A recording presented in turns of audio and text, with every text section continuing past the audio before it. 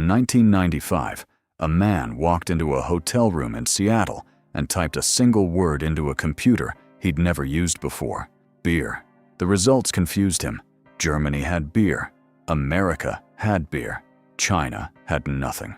That one search, and the question it raised, would eventually build a company worth over $400 billion. But before any of that happened, this same man had been rejected by 30 different jobs, including a fried chicken restaurant. This is the story of Jack Ma, and how the man nobody wanted to hire built one of the largest companies on earth. Jack Ma was born in 1964 in Hangzhou, China, a country still recovering from years of political upheaval, where opportunity for an ordinary family was scarce. School did not come easily to him. He failed his primary school exam twice. He failed his middle school entrance exam 3 times. Numbers, in particular, seemed to defeat him completely. But there was one thing about the young Jack Ma that set him apart from every other struggling student in his city. In 1972, U.S. President Richard Nixon visited Hangzhou. Western tourists began appearing in a city that had rarely seen them, and a young boy who couldn't pass his math exams decided to teach himself English by riding his bicycle to local hotels every morning and offering foreign tourists free tours of the city just for the chance to practice speaking with them. For nearly 9 years, he did this, rain or shine. Nobody paid him for it.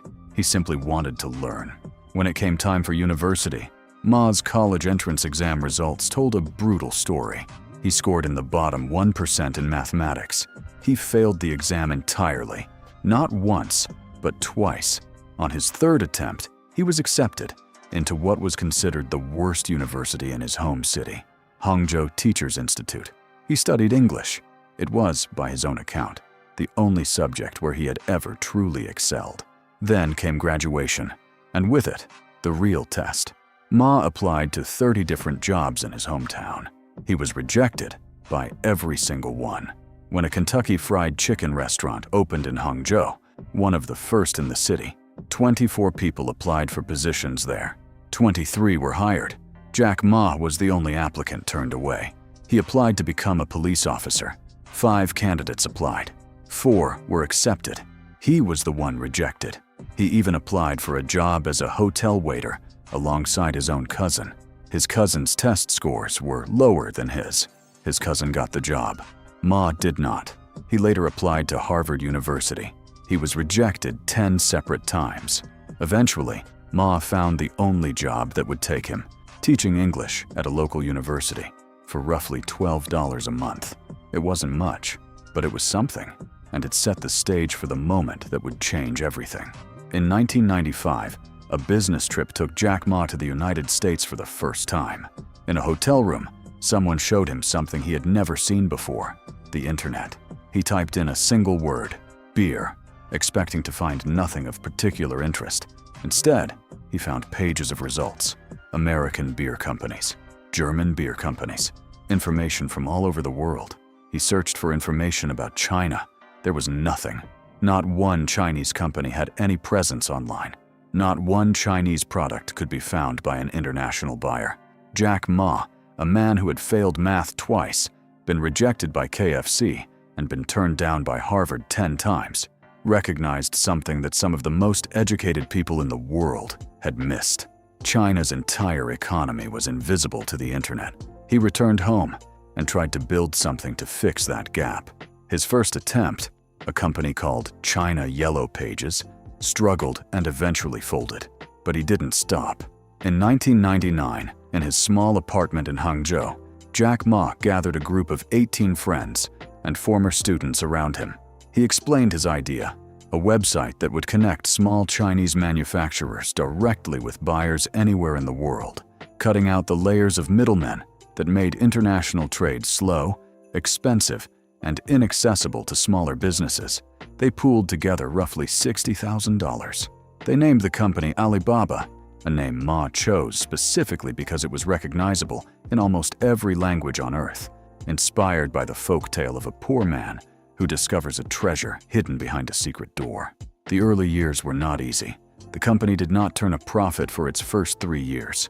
In 2001, Ma traveled to the United States to raise $5 million from venture capitalists. He was rejected. The dot-com bubble was cresting and about to burst. Countless internet companies built on hype alone were about to collapse, and skeptical investors saw little reason Alibaba would be any different. Ma kept going anyway. "I said we will come back," he later recalled, raising a little bit more. The turning point came from an unexpected source. In 2000, Japanese investor Masayoshi Son of SoftBank met with Ma for just 6 minutes. He decided almost immediately to invest $20 million. It wasn't Ma's business plan that convinced him. It was the same quality that had carried Ma through decades of rejection. An unshakable, almost irrational conviction that he was right, even when every external signal suggested otherwise. Alibaba grew slowly, then very quickly. It survived the dot-com crash that destroyed hundreds of competitors.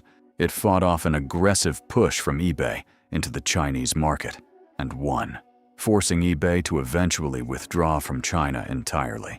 In 2005, Yahoo invested $1 billion for a 40% stake in the company, a partnership that would later grow tense as both companies fought over control. Ma eventually paid Yahoo $7.1 billion to buy back a significant portion of that stake, securing Alibaba's independence. Then, in 2014, Alibaba went public on the New York Stock Exchange. It became the largest initial public offering in history at the time, raising $25 billion in a single day.